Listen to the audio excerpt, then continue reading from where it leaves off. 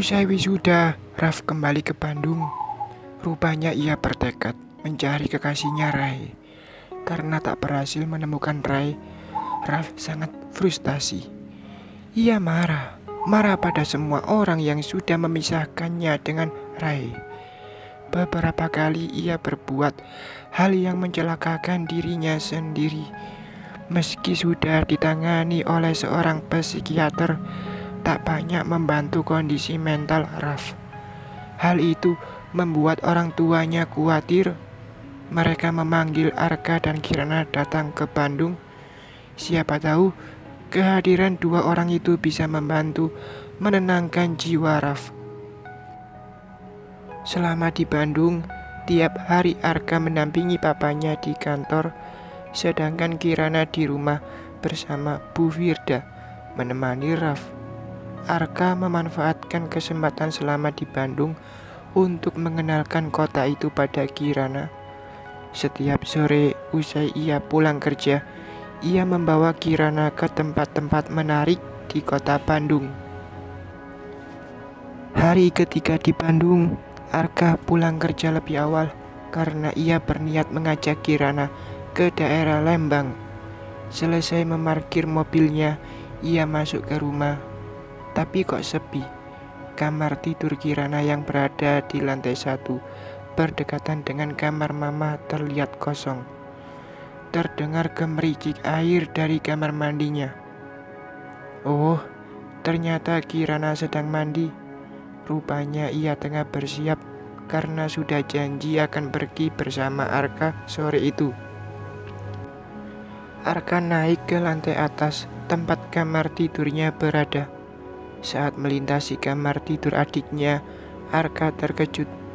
Dilihatnya mama duduk bersimpu di lantai sambil menangis dan dipegangi oleh Bimas. Dan yang lebih mengejutkan, ia melihat papa sedang memukuli Raf yang terlihat tak berdaya. Apakah kesalahan Raf sampai dipukuli oleh papa? Sejak kecil, mereka berdua dibesarkan dengan penuh kasih sayang. Jangankan dipukul, dibentak saja oleh papa, tidak pernah. Ketika dilihatnya, papa masih melayangkan tangannya ke tubuh Raf.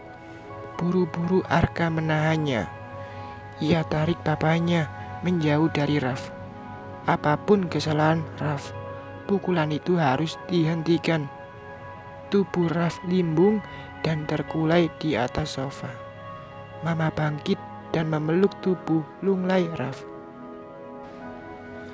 Apa yang terjadi? Arka bertanya. Papa tidak menjawab. Dengan wajah masih murka, ia meninggalkan kamar itu. Di saat bersamaan, Dr. Melani, psikiater yang merawat Raf, datang tergesa-gesa dan langsung memeriksa kondisi Raf. Ia juga menanyakan obat apa yang diberikan pada Raf ketika Raf mengamuk tadi. Bimas menunjukkan obat tersebut karena dia yang memberi obat pada Raf tadi. Melani terdiam melihatnya. Bibi lupa ya. Seharusnya kalau Raf kumat, obat ini yang diberikan untuk menenangkannya. Melisa menunjukkan bungkus obat yang dimaksudnya. Tapi kalau obat yang ini diberikan melebihi dosisnya, akan berakibat meningkatkan rangsangan. Obat ini hanya boleh diberikan 1 kali sehari. Mama terkejut mendengarnya. Jadi itu penyebab sehingga Raf sampai melampiaskan pada Kirana. Mama merasa kepalanya semakin pusing. Kirana sudah menjadi korban dan bagaimana ia menjelaskan semua ini pada Arka. Arka sangat mencintai Kirana. Sebentar lagi mereka akan menikah.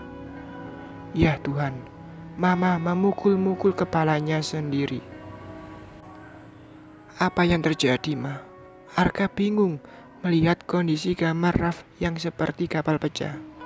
Mama pernah bercerita bahwa Raf sering mengamuk.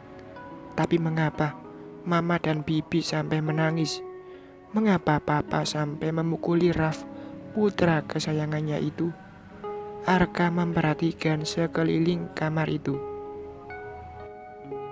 Tiba-tiba matanya melihat pakaian Kirana dan pakaian Raf berserakan di lantai dekat tempat tidur Raf, dan pakaian dalamnya berserakan di atas tempat tidur. Raf sendiri kondisinya hanya berbalut selimut terkapar lemah di sofa. Penasaran, Arka mendekati tempat tidur itu. Ada noda darah. Apakah ya Tuhan? Mama, ini Kirana dan Raf. Arka bertanya dengan panik.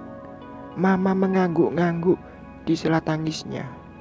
Sejenak Arka tertegun mencerna kejadian tersebut dengan otak yang masih belum terkoneksi.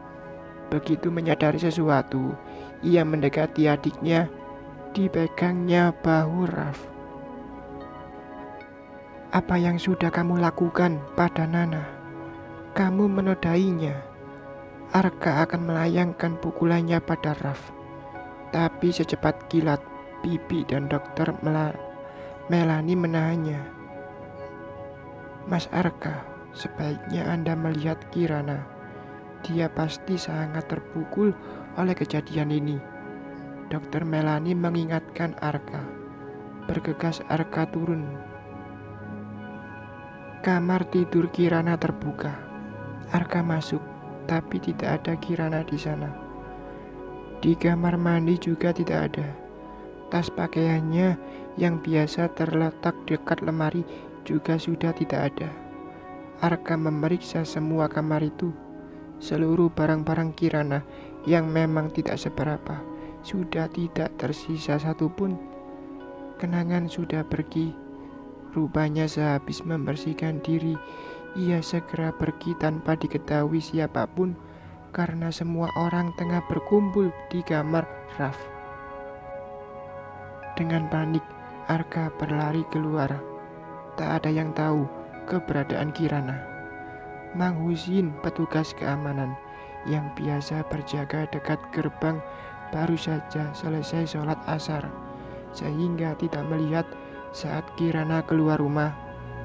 Arka berteriak frustasi ketika tak menemui Kirana di rumah, membuat papa keluar dari kamarnya. Nana sudah pergi, ujar Arka lemas. Cepat kamu cari dia, pasti belum jauh. Pakai motor sama Mang Husin, perintah papa.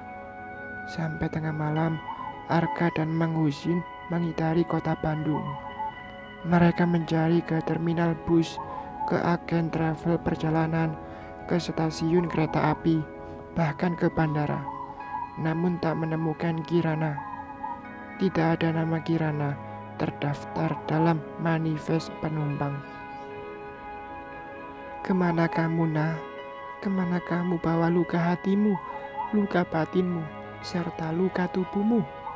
Mengapa tak datang padaku? Aku ada untukmu. Mengapa malam menghilang? Sekarang sudah larut malam. Di mana kamu malam ini? Arka terlentang lelah di tempat tidurnya. Setelah sejak senja sampai tengah malam ini keliling mencari Kirana. Paginya papa memberitahu Arka bahwa orang suruhan papa dapat informasi bahwa semalam Kirana mengambil uang dari mesin ATM dekat sebuah minimarket. Bergegas Arka ke lokasi tersebut. Benar, di sana ada mesin ATM. Berarti Kirana ada di sekitar itu. Perhatian Arka tertuju pada sebuah hotel dekat situ. Mudah-mudahan Kirana menginap di hotel tersebut. Tapi Arka kecewa. Menurut petugas hotel, benar semalam Kirana menginap di sana. Tapi pagi-pagi tadi ia sudah check out. Sepertinya ia sedang sakit. Siapa tahu ia pergi berobat ke klinik atau praktek dokter di sekitar sini, Pak, kata petugas itu. Ia tadi yang menangani check out Kirana. Ia melihat wajah wanita yang menjadi tamu hotel itu lebam dan luka. Dan wanita itu juga terlihat seperti meriang. Sesuai petunjuk petugas hotel, Arka menuju tempat praktek seorang dokter dekat hotel tersebut. Dokter Bramandaru, pemilik klinik tersebut, memperhatikan foto yang diperlihatkan Arka padanya.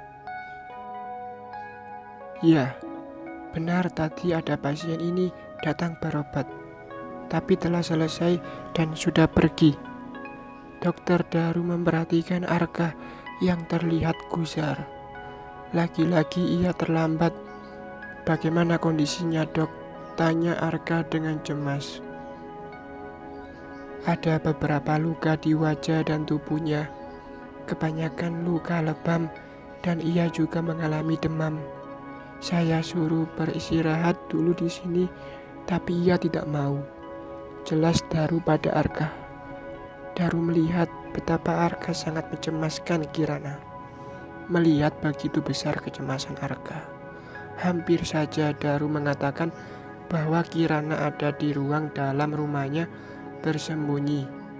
Tapi tidak, ia sudah berjanji pada Kirana untuk menyembunyikannya. Nanti kalau dia balik lagi ke sini, mungkin untuk berobat lagi, tolong hubungi saya ya, dok. Arka memberikan kartu namanya. Maaf, Anda siapanya? Saya kerabatnya. Bersambung.